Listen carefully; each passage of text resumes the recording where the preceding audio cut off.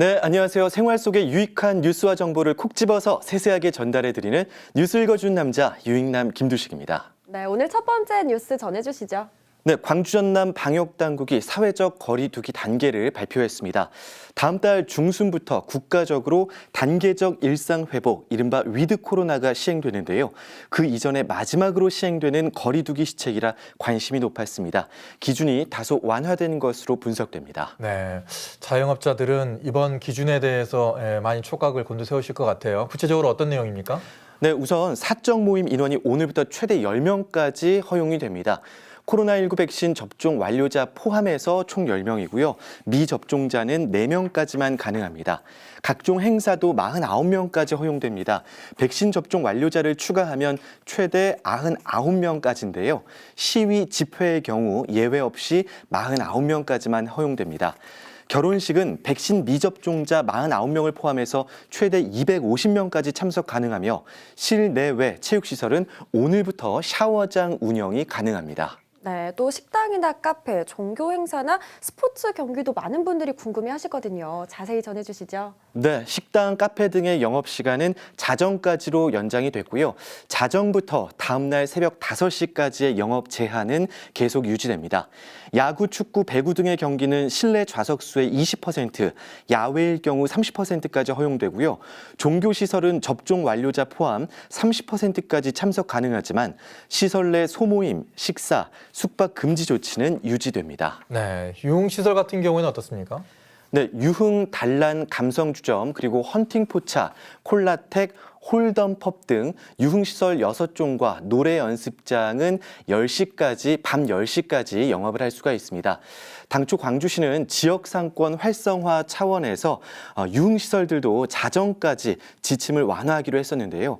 하지만 중앙재난안전대책본부가 지역 간의 방역 균형을 유지하고 다음 달 위드 코로나가 시작되기 전에 감염을 확실하게 잡아놔야 하는 상황이다.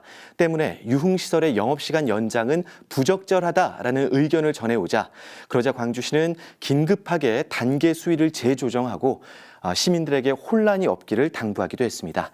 전남 지역도 광주와 동일한 거리두기 단계와 수칙이 적용됩니다.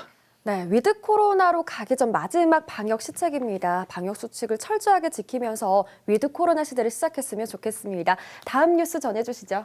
네, 이례적으로 10월 한파가 이어지면서 광주와 전남의 아침 최저 기온이 영상 5도 아래로 떨어졌습니다. 10월에 한파특보가 발효된 건 11년 만인데요. 당분간 추위가 계속될 것으로 전망돼 건강관리에 각별한 주의가 요구됩니다. 네, 이달 초까지만 하더라도 너무 덥다. 맞아요. 에어컨 켜고 네. 운전하고 다니고 그랬었는데 이게 너무 떨어졌어요. 그렇습니다. 내륙 산간 지역은 기온이 영하까지 떨어져서 서리가 내리고 얼음이 어는 곳도 있었는데요.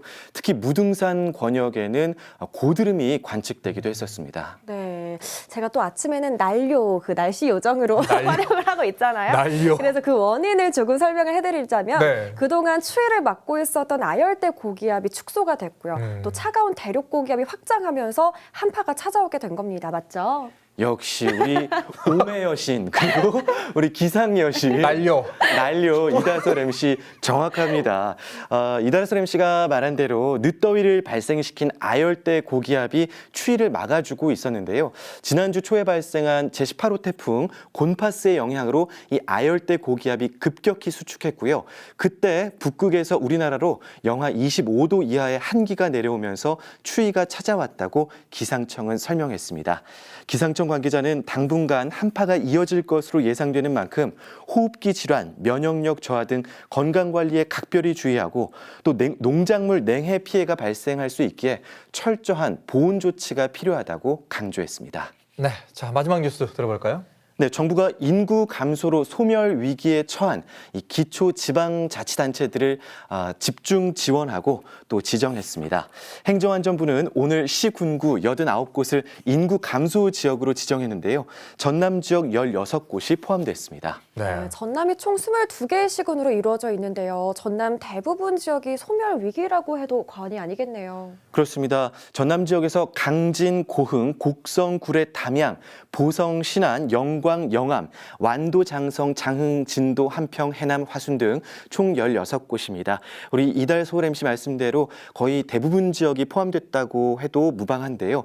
도단위 지자체 가운데 경북 지역과 공동으로 1위입니다. 네, 이러다가 정말 소멸되지 않을까 걱정이 될 정도인데 네. 구체적인 지원 방안이 어떤 것들이 나왔나요?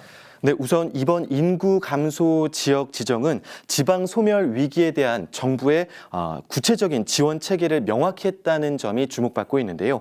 그동안 중앙정부와 지자체가 인구 감소 대책으로 수십조 원에 달하는 예산을 산발적으로 쏟아부었지만 실효성이 없었다는 비판을 받았기 때문입니다.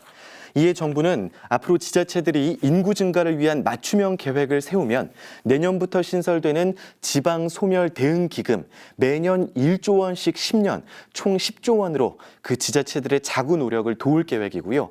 이와 별도로 인구 위기에 관한 국고 보조금은 총 2조 5,600억 원이 따로 마련돼 있는데요. 이 사업들을 선정할 때 인구 감소 지역들은 가점을 주고 사업량도 우선 할당하기로 했습니다. 또 이 인구 감소 지역들은 재정, 세제, 규제 등에 대해서도 각종 혜택을 주고 지역사랑 상품권 정책과 고향사랑 기부금 이 제도 추진에도 속도를 낼 계획입니다. 네, 해당 정책이 실효성을 발휘해서 정말 사람이 더 모이는 광주 네. 전남이 됐으면 좋겠습니다. 오늘 유익남 소식은 여기까지 듣도록 하겠습니다. 고맙습니다. 고맙습니다.